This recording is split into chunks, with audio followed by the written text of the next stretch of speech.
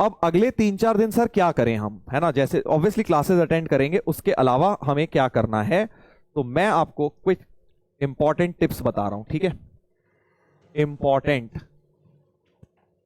Tips for before paper 1 जनवरी में 5 minute ये बात करेंगे, ठीक है। सबसे पहले जो कुछ सवाल आते हैं तुम्हारे दिमाग में वो ये आते हैं कि सर प्रिपरेशन मेरी बेकार है, सर टफ आया तो, पेपर टफ हुआ मेरा वाला ही सेट का टफ आ गया तो, ठीक है। सर टाइम मैनेज कैसे करूं एग्जाम में, सर स्ट्रेस हो रहा है लास्ट में क्या करूं, लास्ट के 3-4 डेज क्या करूं, है ना। चलो और क्या क्वेश्चन आते हैं बताओ, ये सब तो कॉमन हो गए, और बताओ क्या क्वेश्चन आते हैं। हाँ, पेपर कैसे अटेम्प्ट करें सर, कौन सा सब्जेक्ट पहले करें, हाउ टू अटेम्प्ट, कितना किसको टाइम दें। हाँ, इन सबके आंसर्स करूंगा मैं तुम्हारे लिए। डर लगता है सर, कोई इनका पार्ट हो गया है, तो प्रिपरेशन बेकार है और टफ हुआ, ये तुम्हारे डर ही हैं। डर डर लग रहा है सर, अब तो पेपर जैसे जैसे नजदीक आ रहा है। हाँ, मॉक पेपर्स कितने देने हैं, मॉक तो देना ही है यार, देख अब रोज मॉक ही देने हैं तूने, मॉक पेपर्स, शाबाश, ये है ना काम की बात, मॉक पेपर। हाँ, पेपर से पहले माइंडसेट सर। हाँ, लास्ट डे क्या करना है।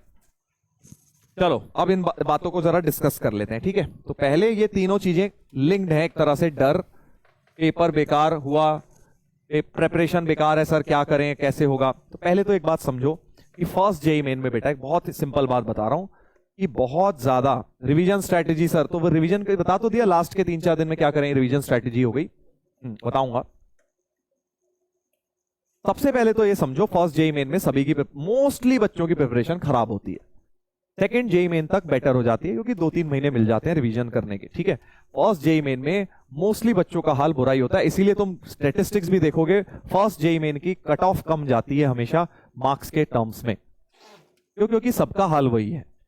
तभी कोई जो बोर्ड्स दे रहे हैं वो जस्ट अभी प्री बोर्ड्स और इन सब में लगे हैं, तैयारी स्कूल में भी पूरा पूरा कर रहे हैं, रिवीजन पूरी तरह नहीं हो पाया। जो ड्रॉपर्स बैच में है उनका जस्ट सिलेबस पूरा हुआ जनवरी तक किसी तरह, या हुआ ही नहीं, अभी कुछ चैप्टर बचे ही हुए हैं कई जगह।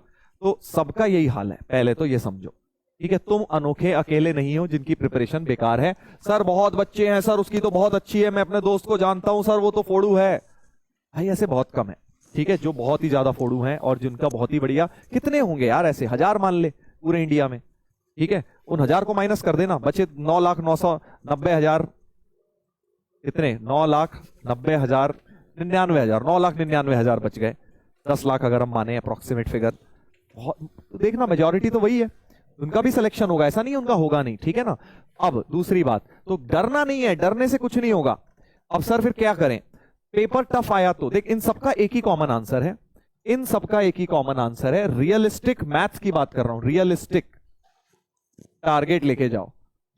ये नहीं कि भाई मैंने तो महा रिवीजन कर लिया, अब तो मैं महा चैंपियन बन गया, अब तो मैं महा फोड़ू बन गया और सारे सवाल फोड़ दूंगा नहीं भाई, तू 12, अगर तुम बिल्कुल मैथ्स में बढ़िया बहुत ज्यादा ग्रेट नहीं हो, मैं उनकी बात कर रहा हूं, एवरेज, एवरेज टू गुड, तो भाई तुम 10 से 12-13 सवाल मैक्सिमम अपनी इस रेंज में रखो कि मेरे को इतने करने हैं 1 घंटे में, और मैक्सिमम करेक्ट करने की कोशिश करो। रफ इसमें नेगेटिव का कोई गुंजाइश नहीं है, क्योंकि तुम पहले ही बहुत कम अटेम्प्ट कर रहे हो, 10 सवाल भी कर रहे हो तो 10 into 4 40 नंबर आ जाएंगे, और 10 सवाल अगर 1 घंटे में कर रहे हो तो 6 मिनट दे रहे हो पर क्वेश्चन को। तो अपनी एक्यूरेसी पे वर्क करना शुरू करो रादर देन स्ट्रेस लेना इन सब चीजों का।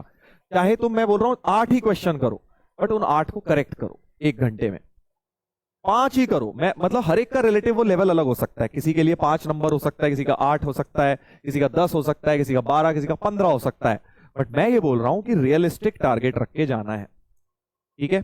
सर पहले कौन सा सेक्शन करें, क्या पहले पूरा पेपर देखें उसके बाद अटेम्प्ट करें, नहीं, पहले आपने क्वेश्चन देखा, जो आपने करना है वो कर दिया, इजी लग रहा है जो, और जो बहुत टफ लग रहा है उसे छोड़ना है छोड़ दिया, सिर्फ बाद के लिए वो छोड़ें जो आप दोबारा आएंगे करने, ठीक है, कि भाई लेंदी लग रहा है बाद में आऊंगा, बट जो इजी लग रहा है उसे तुरंत करो।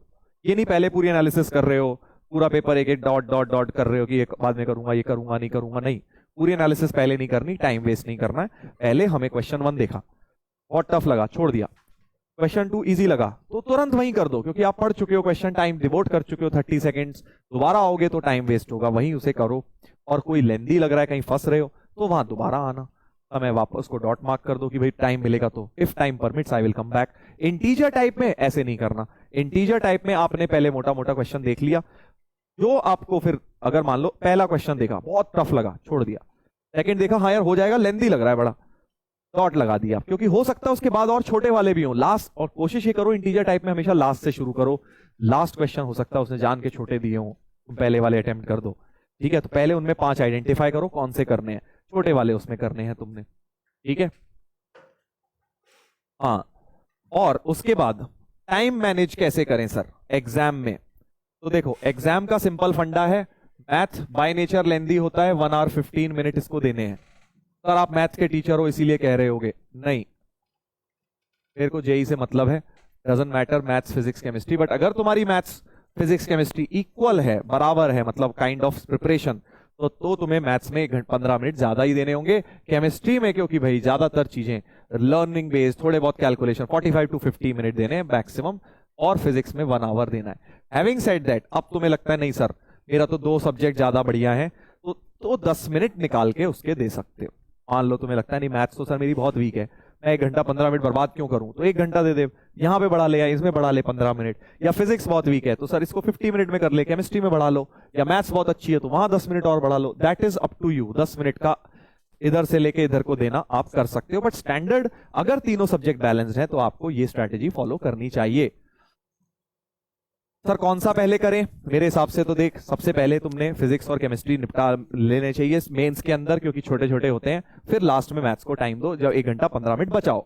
हैविंग सेड दैट, ये मत कर देना पहले दोनों निपटाने के चक्कर में 2.5 घंटे तो वहीं बर्बाद कर दिए सर, मैथ्स में आधा ही घंटा बचा, उससे कंफर्म मैथ्स बर्बाद होगा। तो करना क्या है, जो भी पहले शुरू कर रहे हो, मान लो फिजिक्स कर रहे हो 1 घंटे बाद स्टॉप कर दो, फिर केमिस्ट्री पे आ जाओ, मान लो केमिस्ट्री पहले शुरू कर रहे हो 45 मिनट बाद स्टॉप कर दो, 1 आवर पर फिजिक्स पे आइए, फिर मैथ्स को दीजिए, ताकि तीनों सब्जेक्ट में बैलेंस टाइम तुम्हें मिले, ठीक है। जो टॉपिक आपका बढ़िया है उन्हें पहले करो, तो जो बेस्ट है आपका तीनों में उसे सबसे पहले करो, फिर सेकंड बेस्ट को करो और थर्ड बेस्ट को लास्ट में। बट इसका ये मतलब बिल्कुल नहीं है थर्ड बेस्ट को टाइम भी कम दे दिया, टाइम तुमने यही देना है, तीनों को टाइम तुमने यही देना है, ठीक है। अब सर स्ट्रेस हो रहा है, इसकी बात तो मैंने कर ली तुमसे कि भैया स्ट्रेस लेने की कोई जरूरत ही नहीं है, सभी का कम आ रहे हैं, सभी बेकार चल रहा है मेंस में, फर्स्ट में सिर्फ और सिर्फ तुमको रियलिस्टिक टारगेट लेके जाना है और उतने क्वेश्चन सही करने की कोशिश करनी है। मैथ्स में अगर मान ले तेरे मॉक टेस्ट में 10-12 आते हैं नंबर, तो भाई 6 सवाल का टारगेट ले, 6 4 24 24 तो हो जाएंगे 12 से, और सोच 1 घंटे में 6 सवाल नहीं कर सकता। तेरे को कोई बोले यार जेईई मेन का पेपर दे रहा हूं, आज मैंने कितने क्वेश्चन कराए हैं, उसमें से क्या तुम्हें 15-20 क्वेश्चन बहुत इजी नहीं लगे होंगे, तो वैसे क्वेश्चन तुम्हारे वहां पर भी होंगे, उन सबसे आसान वाले को छाट के कर दे बस 1 घंटे में बैठ के, 6-7 कंफर्म पक्के हैं। बस प्रॉब्लम ये होती है हम वो छाट नहीं पाते, हम जल्दबाजी में टफ वाले में फंस जाते हैं और फिर पैनिक मचाते हैं। इजी से शुरू करो, हमेशा मैथ्स में यही स्ट्रैटेजी रहेगी। अब आ जाते हैं लास्ट 3-4 दिन सर करें क्या।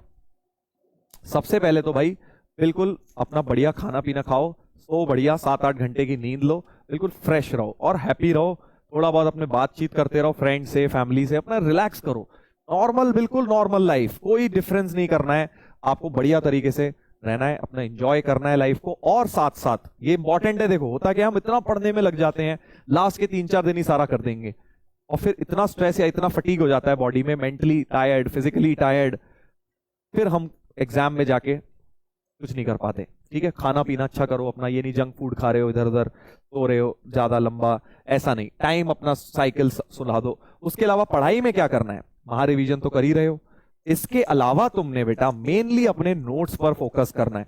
आज देखो ऐसा बहुत हुआ होगा कि मैंने तुम्हें बोला होगा यार ये बात तुम्हें नोट्स में बताई थी, ये ट्रिक वहां बताई थी, ये ऐसा करा था, वो सब तुम्हारे फिंगर टिप्स पे होने चाहिए। या फॉर्मूले याद नहीं है, वो फॉर्मूले पर वर्क करो, उनको बहुत इंपॉर्टेंट है, क्योंकि एग्जाम में कोई शीट नहीं होगी साथ में, तुम्हें खुद ही याद अपने दिमाग से सारे फॉर्मूले निकालने हैं, राइट।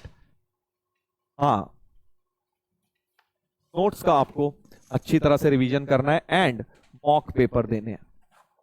और मॉक पेपर से कोई डरेगा नहीं, सर मेरी तैयारी नहीं है, मैं अभी नहीं दूंगा, मैं बाद में नहीं। मॉक पेपर रोज एक देना है, अगले 2-3 दिन कोशिश ये रखिए खुद से दे दीजिए, ठीक है। पीडब्ल्यू में हो रहे हैं अपने, वो वाले दे सकते हो आप, उसके अलावा टाइम है खुद से दे दीजिए। कोई भी घर पे होम बुक, कोई भी बुक हो आपके पास, पीवाईक्यू पेपर उठा के ले लो, जेई मेन की वेबसाइट से आप दे लीजिए, जेई ने आपको मॉक पेपर्स दिए हुए हैं वहां पे, वो ले लीजिए, उसको अटेम्प्ट करिए पेपर की तरह फुल सिलेबस के।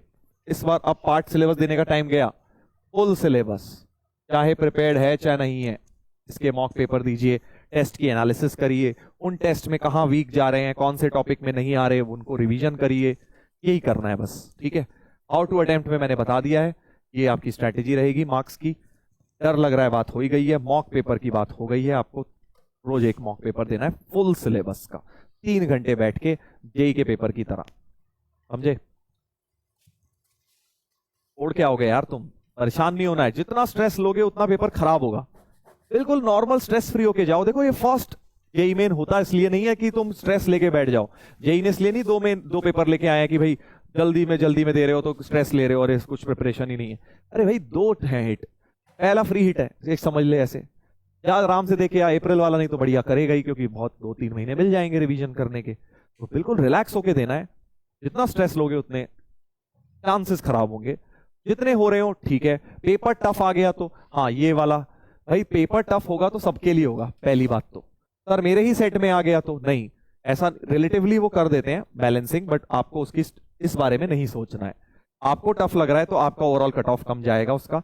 आपको करना एक ही काम है, चाहे टफ लग रहा है, चाहे मीडियम लग रहा है, चाहे इजी लग रहा है, आपको आसान वाले क्वेश्चन ज्यादा से ज्यादा सॉल्व कर देने हैं बस। लेंदी में फंसना नहीं है, टफ और लेंदी में टाइम बर्बाद नहीं करना है, इजी वाले जल्दी से जल्दी निपटा देने हैं, बस ये 2 चीजें करनी है। इससे क्या हो जाएगा भाई, तुम्हारे टाइम की बर्बादी नहीं होगी। अब चाहे जितना मर्जी टफ लेंदी हो भाई, मान ले 10 भी इजी थे, मीडियम थे, तो तुमने उतने ही कर दिए, 5 थे उतने ही कर दिए।